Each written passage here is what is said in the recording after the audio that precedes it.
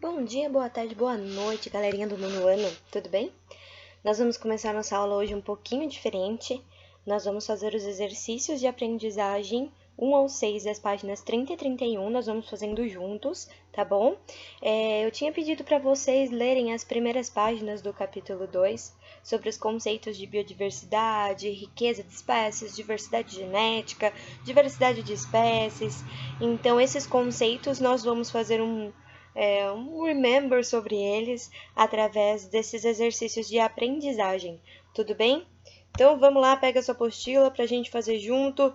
Exercício 1. O que sabemos é uma gota, o que ignoramos é um oceano. Essa é uma frase famosa que circula em diversos lugares e pode ser aplicada em diferentes contextos. Essa frase pode, por exemplo, ser adequadamente aplicada no contexto da biodiversidade. Justifica essa afirmação.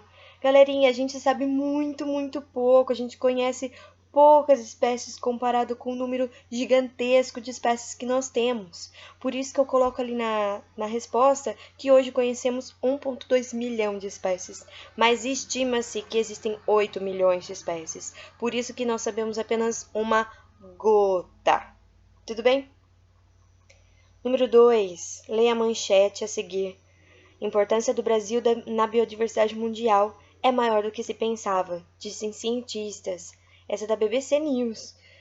Considerando isso e o seu conhecimento sobre o assunto, argumente apresentando dados que comprovem a importância da biodiversidade brasileira. Pessoal, nós já falamos isso, no texto fala isso, que o Brasil é o país com maior biodiversidade do mundo. Está colocado na resposta que fica dentre os 17 países com maior biodiversidade do mundo. Nós temos 20% do total das espécies, tá? Então, aqui no país nós temos de 170 a 200 mil espécies de todos os seres vivos, tá? Plantas, animais, tudo está incluído aí, fungos, tudo bem? Então, nós somos um país muito biodiverso. 3. Você estudou que mesmo ecossistemas tão pequenos como uma bromélia podem contar com grande biodiversidade. Considere o ecossistema da figura a seguir, que mostra algumas mudas de alface crescendo em uma horta. Na letra A, nós temos que listar espécies de animais e vegetais que podem fazer parte desse ecossistema. Fácil, né, pessoal? Então, a gente, além das mudas de alface, que são os vegetais, nós podemos ter outras espécies ali crescendo, né? Depende do que a pessoa plantou, mas eu posso ter cebolinha, posso ter salsinha, posso ter 1 milhão de espécies ali, tudo bem? E nos animais, nós temos aqueles animais que nós não enxergamos, né? Que são bem pequenininhos, microscópicos, mas nós temos também minhocas, abelhas, a joaninha, percevejo, libélula, borboleta, né? Os pulgões, eles são bem pequenininhos, muitas vezes eles são indesejados nas hortas, né? Nos plantios, porque eles se alimentam da seiva das plantas. Mas eles se incluem nesse ecossistema. Para identificar 2 fatores abióticos, lembrando que são aqueles fatores do ambiente, tá? Então, aqui tem a luz do sol, a água, você pode citar o solo também, os minerais que existem nesse solo, tem várias possibilidades. Vamos lá para o exercício 4, que inclusive ele tem a resolução lá no Bernoulli Play, tá? Lembrem dos nossos aplicativos. Observe a ilustração a seguir, que representa a distribuição de algumas espécies de aves em 2 ambientes, e faça o que se pede. Então, temos o ambiente 1 e o ambiente 2, com a espécie A, B, C, D e E, os 2. Então, na letra A, pede que que você determine a riqueza de espécies em cada um dos ambientes. Então, são quantas espécies diferentes nós temos naquele ambiente. Então, tanto no 1 quanto no 2, nós temos a espécie A, a B, a C, a D e a E. 5. Então, a riqueza é igual a 5. Na B, determine o número de indivíduos de cada espécie em cada um dos ambientes. Aí, a gente tem separado ambiente 1 e ambiente 2. Então, no ambiente 1, a espécie A, 4 indivíduos. Espécie B, 4 indivíduos também. Espécie C, 4 indivíduos. Espécie D, 3 indivíduos, espécie E, 5 indivíduos. No ambiente 2, nós temos espécie A, 1 indivíduo, espécie B, 2 indivíduos, e espécie C, 3 indivíduos, a espécie D, apenas 1 indivíduo, e espécie E, 13 indivíduos. No C, vocês têm que construir um gráfico. Coloquei a resposta aí para vocês, como que tem que ser feito esse gráfico, tá? Então, complete os próximos gráficos de acordo com o número de indivíduos de cada espécie em cada um dos ambientes. Em seguida, circule o gráfico que apresenta a distribuição mais homogênea de espécies. Então, pessoal, vejam o gráfico. Então, o exercício B vai ajudar vocês a completarem esse gráfico, podem fazer na própria apostila. E se nós olharmos o ambiente 1, é quando nós temos a espécie, o número de indivíduos bem parecido de todas as espécies. Então, eu considero que vai ser um ambiente mais homogêneo. Tudo bem? A D determine a quantidade total de indivíduos em cada um dos ambientes. Então, se nós contarmos todas as aves que nós temos aí, no ambiente, ó, a quantidade total de indivíduos em cada um dos ambientes é igual a 20. Então, tanto no 1 quanto no 2, nós temos 20 indivíduos. Na letra E, considerando apenas a espécie A e a D, em qual dos dois ambientes elas estão mais sujeitas à extinção? Justifique sua resposta. Pessoal, se nós observarmos no ambiente 2, as espécies A e D, elas estão em pouca quantidade, tá? Então, quando eu tenho pouca quantidade em um ambiente, essas espécies elas vão sofrer maior pressão. Então, são essas espécies que correm maior risco de serem extintas daquele ambiente, certo? Exercício 5. Justifica a importância da alta diversidade genética nos ecossistemas. Então, a alta diversidade genética deve ser mantida nos ecossistemas, pois ela garante a sobrevivência da espécie ao longo do tempo. As populações que apresentam alta diversidade genética têm maior potencial adaptativo. Lembrem que o material genético é onde nós temos as características. Então, se a gente tem várias, alta diversidade genética, vários materiais genéticos diferentes, então eu consigo manter uma variação maior, tá? Agora, se eu tenho uma baixa diversidade, isso pode aparecer condições raras, quer dizer, doenças que podem atacar toda a minha população. Se o material genético dela é tudo igual, a chance de atacar do mesmo jeito todo mundo é muito grande. Por isso que a gente tem que ter um ambiente com uma diversidade genética maior. E na 6, perguntando da importância da diversidade de espécies em um ecossistema. Então, a diversidade na quantidade de espécies ou na riqueza de espécies é um fator importante a ser considerado, pois ambientes com maior riqueza de espécies são considerados mais biodiversos e, de forma geral, estão menos sujeitos a pressões externas, o que nós comentamos na 5 e também comentamos no exercício 4. Tudo bem, galerinha?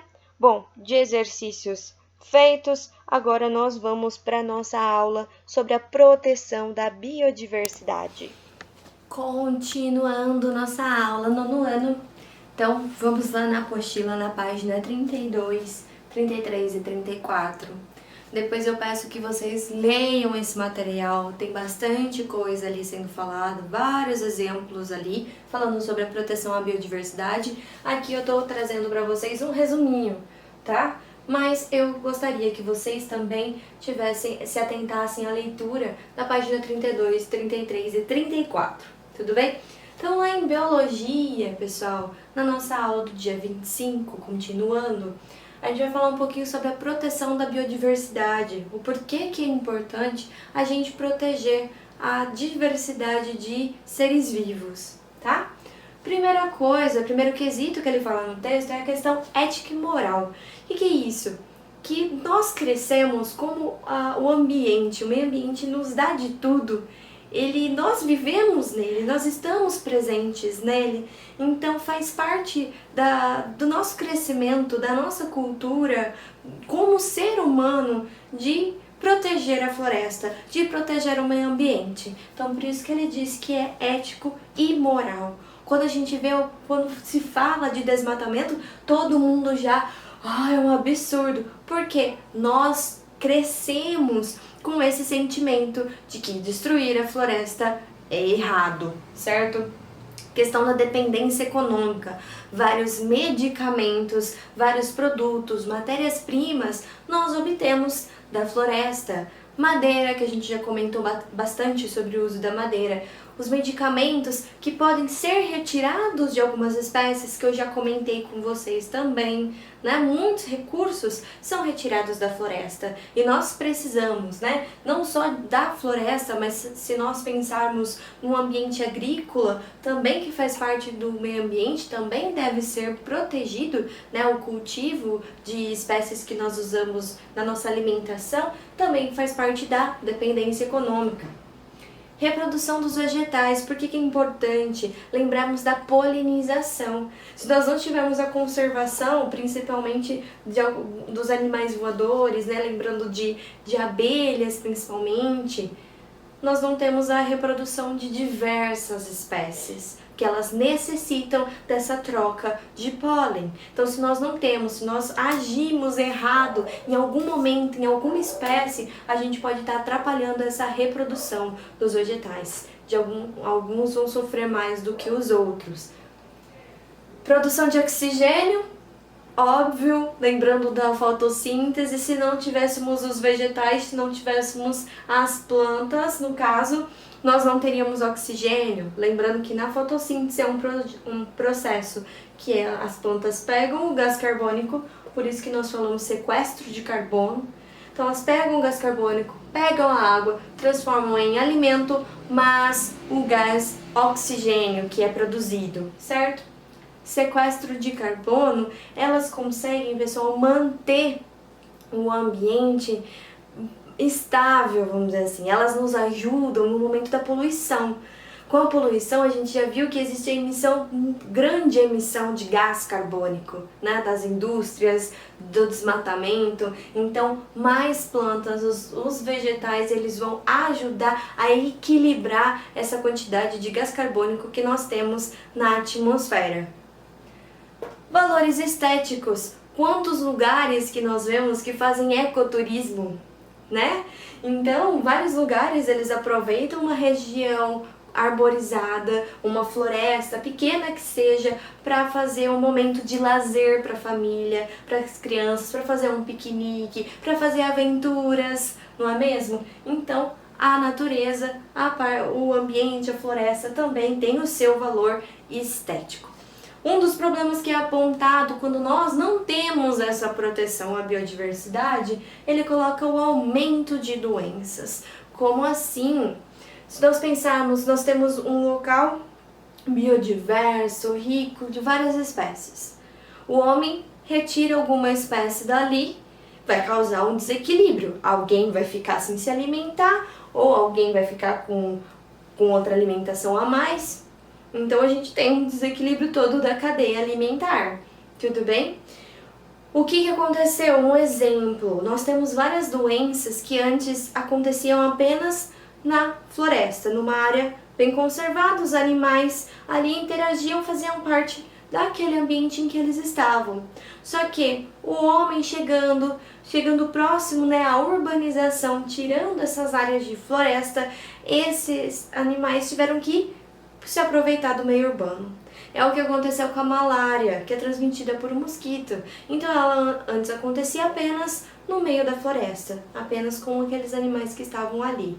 Só que com o desmatamento nós tivemos a proliferação maior de mosquitos. Esse mosquito acabou vindo para a área urbana, também conseguiu se adaptar à área urbana e infectar os seres humanos, que antes não acontecia. Então, esse desequilíbrio no ambiente pode causar um aumento de doenças, tá bom?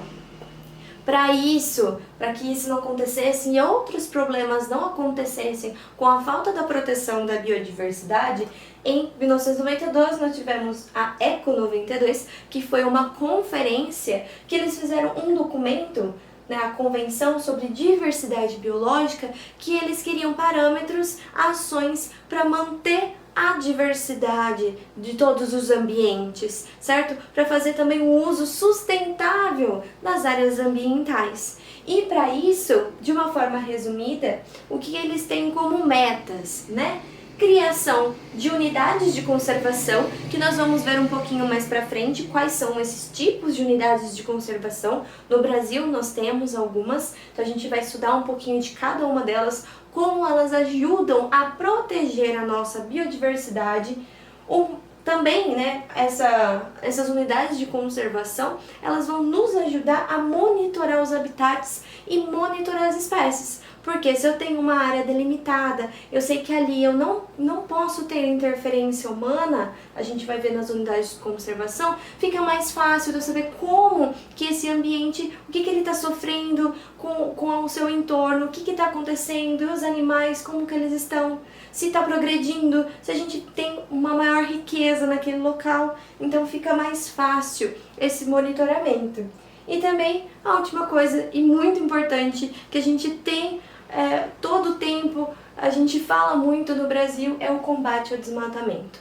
Então o que a gente precisa ainda, né, de situações de regras mais incisivas contra o desmatamento. Não é que nós não temos que usar a madeira, não, a madeira ela sim tem que ser usada, mas de forma sustentável.